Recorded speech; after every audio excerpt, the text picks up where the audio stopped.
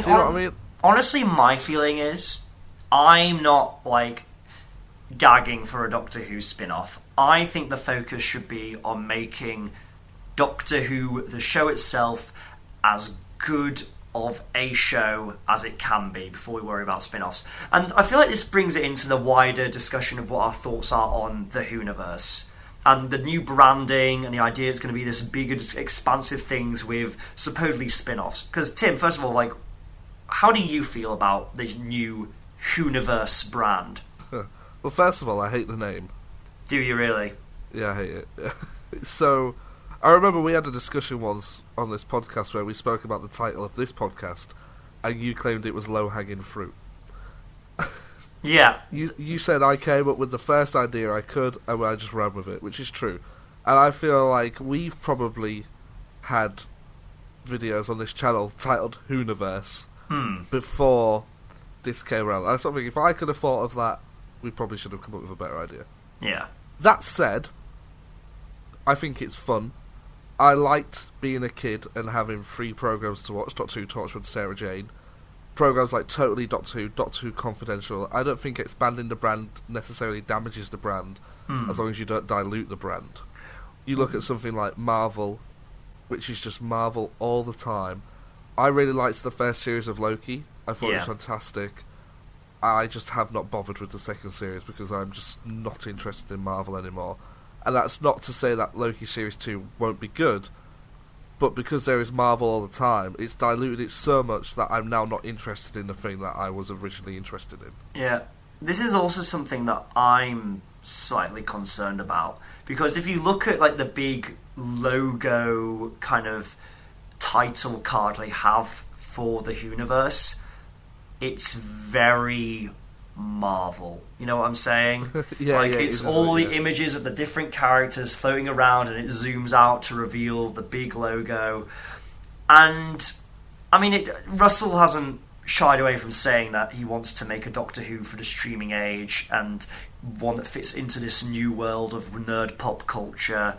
And so I understand why he's modelling Doctor Who off kind of the MCU model.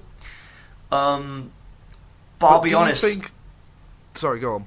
And I'm just going to be honest, I don't really like it. I don't feel like Doctor Who's the show that needs it. And the thing that Moffat said about making different shows to fit different audiences, I worry that if Russell does make any spin-offs, or oversees any spin-offs, they won't really do that. Because if you look at every Marvel show and movie is made for basically the exact same type of audience, aren't they?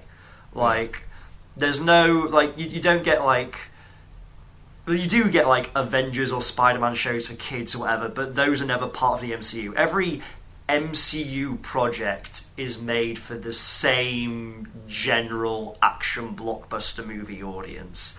And I feel, though, that, obviously, Torchwood and Sarah Jane was RTD era, and he did that deliberately for different audiences. So I don't think that's something to necessarily be concerned about. That every Doctor Who show from now on is going to be the same audience wise.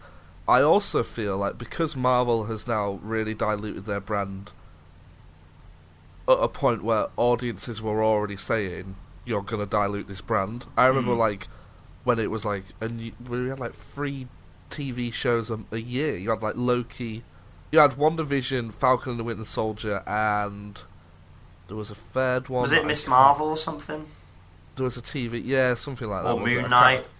I can't remember. There was something in that year, might have been Loki, I can't remember, that came out, and people were like, this is too much. It was like I think Falcon and the Winter Soldier came out 2 weeks after WandaVision, and everyone was just kind of like, that's too much. So I feel like they've messed up their brand so that people running Doctor Who can go, okay, that's not what we do. Yeah. Maybe when they do Doctor Who, you get the main show, you get Doctor Who. Say you get Doctor Who through the summer. The autumn, you get a unit spin-off. You get your Doctor Who Christmas special, Christmas, and then maybe in the January of the next year, they try something new. Do you know what I mean? And then you have a nice circle. I also feel like obviously I'd like to see an 8th Doctor spin-off, and stuff like that. But I'd quite happily watch like a Sherlock-style 3-hour-long episodes of that, or 3-hour-and-a-half-long episodes of that. That's it. Like, I know there's also the rumours of the Rift Doctor thing, like Dr. Donner spin-off, Partners in Time spin-off. Have you heard about this? I think so, but I didn't know if I was...